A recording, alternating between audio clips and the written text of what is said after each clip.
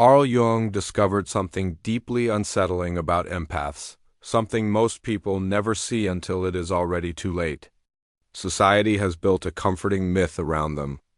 Empaths are portrayed as gentle, endlessly forgiving, emotionally soft people who can be bent without breaking. They are assumed to be patient to the point of self-erasure, tolerant of harm, and incapable of finality. This assumption is not just wrong. It is dangerous. Jung found the opposite to be true. He observed that empaths, when pushed beyond a very specific psychological threshold, become the most decisive personality type of all. Not loud, not aggressive, not vengeful. Final. There is a line empaths carry inside themselves. It is not written anywhere. It is not announced. It is not defended loudly. Most people never even realize it exists. But once it is crossed, the empath does not argue. They do not negotiate. They do not explain. They simply remove you from their inner world, permanently. This is what terrifies people the most. There is no punishment, no confrontation, no dramatic ending. There is only deletion, emotional absence, a silence so complete it feels unreal. One day you mattered deeply.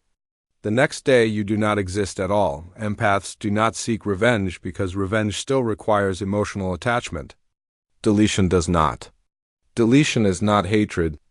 It is clarity. Jung never used the modern term super empath, but in his work, he described this personality structure with disturbing precision.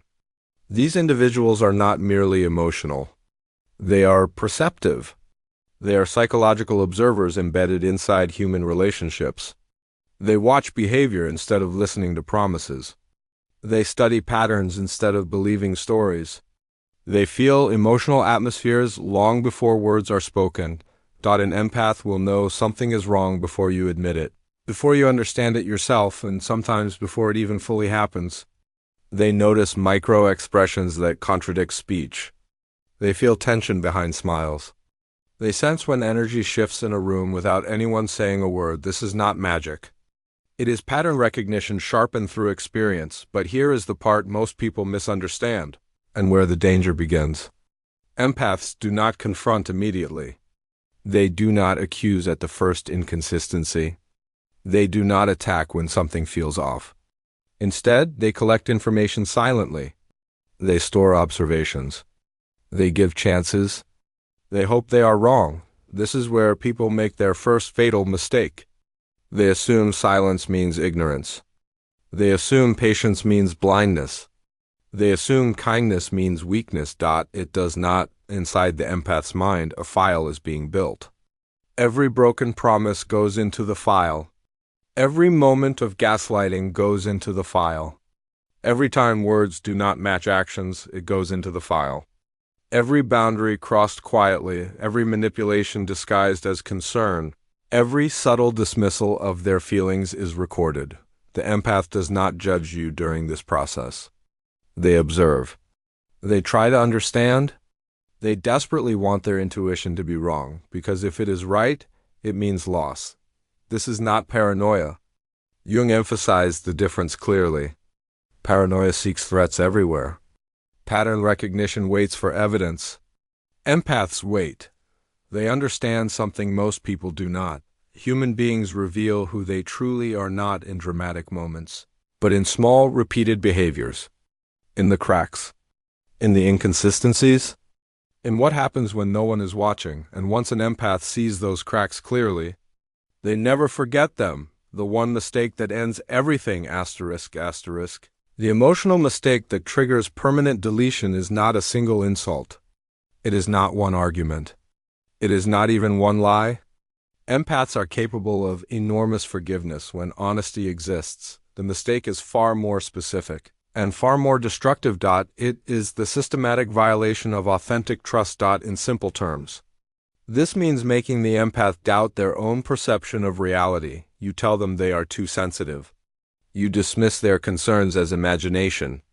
You deny things they know happened. You minimize pain they clearly felt. You twist situations until they feel confused for noticing the truth. You lie when they already know the answer. You betray quietly and act innocent loudly. You exploit their empathy. knowing they will try to understand you instead of accusing you, and you do it repeatedly. Here is the most dangerous assumption people make. They believe the empath will never leave because they care too much. They believe love equals tolerance without limits. They believe emotional depth equals infinite patience. Jung saw this dynamic constantly in clinical work. He understood gaslighting not as simple dishonesty, but as psychological violence. Gaslighting attacks a person's ability to trust their own mind. When you gaslight an empath, you are not just lying. You are asking them to abandon their intuition, the very system that keeps them safe in the world. Consider a pattern Jung observed again and again. Someone enters the empath's life in distress. The empath offers emotional labor, support, presence, understanding. But something feels wrong. Stories change slightly. Promises are made easily and broken quietly. Boundaries are crossed and then denied. Accountability is avoided. When the empath gently questions inconsistencies, the response is deflection, denial, accusations of being dramatic. Emotional reversal that makes the empath feel guilty for even noticing something feels wrong. This cycle repeats. Slowly, the empath begins to turn inward. Maybe I'm expecting too much. Maybe I'm imagining things. Maybe I'm the problem. This internal conflict is not accidental. It benefits the manipulator. Because as long as the empath doubts themselves, they will not trust their gut.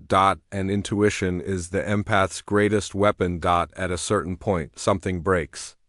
But not in the way most people expect. When an empath's intuition is attacked long enough, it does not shatter into weakness. It sharpens into certainty. Jung explained this through the concept of the shadow. The shadow is not evil. It is the part of the self that contains suppressed strength, anger, boundaries, and self-protection. Empaths especially tend to suppress their shadow because they fear harming others. They would rather suffer silently than cause pain. But when trust is violated repeatedly, the shadow wakes up. And when it wakes up, it does not scream. It decides. The empath stops protecting your feelings and starts protecting their reality. This is the moment the door begins to close. This realization is agonizing. Empaths fight it harder than anyone else. They give extra chances. They search for explanations. They blame themselves. They minimize harm. They rewrite reality to preserve connection. They gaslight themselves on your behalf, but eventually, the evidence becomes undeniable. The pattern becomes clear. Staying hurts more than leaving. This is not cruelty. This is survival. The empath understands something essential. Remaining connected to you requires betraying themselves, ignoring their intuition, silencing their inner voice, living in constant confusion. And that price is too high. Once this clarity arrives, it cannot be undone. The door slam, the aftermath, and why there is nitrogen monoxide return ****. When the empath finally reaches clarity, the shift is silent but absolute. This is the moment most people never understand because it does not look like anger. It does not look like heartbreak. It does not even look like disappointment. It looks like nothing. This is the door slam. Jung understood that once perception changes at a deep psychological level, it cannot be reversed. When the empath truly sees you not who you claim to be, not who they hoped you were, but who you consistently revealed yourself to be, the connection collapses instantly. Not emotionally, cognitively, existentially, the empath does not leave because they stopped caring.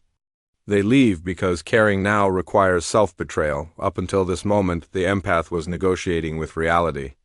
They were explaining away red flags, translating disrespect into misunderstandings, turning patterns into phases.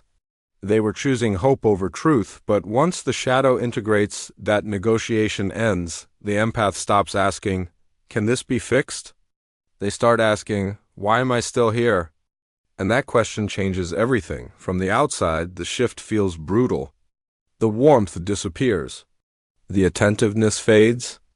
The emotional availability evaporates. The empath still exists physically, but energetically they are gone.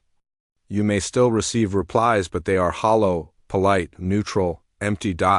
This confuses people deeply. They think they're just upset. They think they'll calm down. They think this is temporary. It is not. The door slam is not an emotional reaction. It is a structural decision. Once it happens, the empath has already completed the grieving process internally. They have already mourned the version of you they believed in. They have already accepted the loss. What you are experiencing now is not pain, it is absence. Why is there no return? Because the empath's intuition has recalibrated permanently. They now associate your presence with confusion, distortion, and psychological harm. And the empath's nervous system will not allow prolonged exposure to what it recognizes as unsafe. Jung wrote that the psyche always seeks wholeness. When a relationship fragments the self, the psyche will destroy the connection to preserve integrity. This is what people misinterpret as cruelty. It is not cruelty. It is coherence. Once the empath integrates their shadow, they no longer need to explain, convince, or justify. They do not need closure conversations. They do not need apologies. They do not need validation. They have reality. This is why apologies fail after the door slam. Apologies attempt to restore emotional access, but emotional access is no longer available. The empath is not angry enough to want revenge and not hopeful enough to want repair. They are done. At this stage, the person who crossed the line almost always returns. They apologize. They promise change. They claim understanding. They beg. They accuse. They guilt. They reminisce. They try every emotional key they once used successfully. None of them work, because guilt only functions when the empath still feels responsible for your emotional state. Once the shadow integrates, that responsibility dissolves. You are no longer a relationship. You are a lesson, and lessons are not revisited emotionally. They are remembered intellectually. This is where the power shift becomes complete. The empath is no longer reactive. They are no longer trying to be understood. They are no longer defending their boundaries. They simply exist outside your influence. This indifference is what hurts the most, because indifference means you no longer matter enough to be rejected. Jung believed true maturity required balancing opposites, empathy and detachment, compassion and boundaries, feeling and clarity. The empath who slams the door has achieved this balance. They still feel deeply, but selectively. They still care, but wisely. They still love, but safely. They understand now that forgiveness is internal, not relational. They may forgive you fully and still never allow you access again. These are not contradictions. Forgiveness releases anger. Boundaries prevent harm. This is why people who lose an empath often feel shocked long after the separation. They expected drama. They expected collapse. They expected emotional fallout. What they got was silence, and silence is terrifying. When you realize it means you have already been erased from someone's inner world, the empath moves on. Lighter, clearer, stronger, their energy redirects, their intuition sharpens. Their boundaries become non-negotiable. They no longer confuse intensity with intimacy or chaos with passion. They trust themselves now, and that is the one thing they will never sacrifice again. So if you have ever felt that internal switch flip when you stopped explaining, stopped justifying, stopped hoping, and started protecting, know this: that moment was not failure. It was integration. It was self-respect becoming non-negotiable. It was your shadow stepping forward to guard what is sacred. Not everyone will understand why you walked away.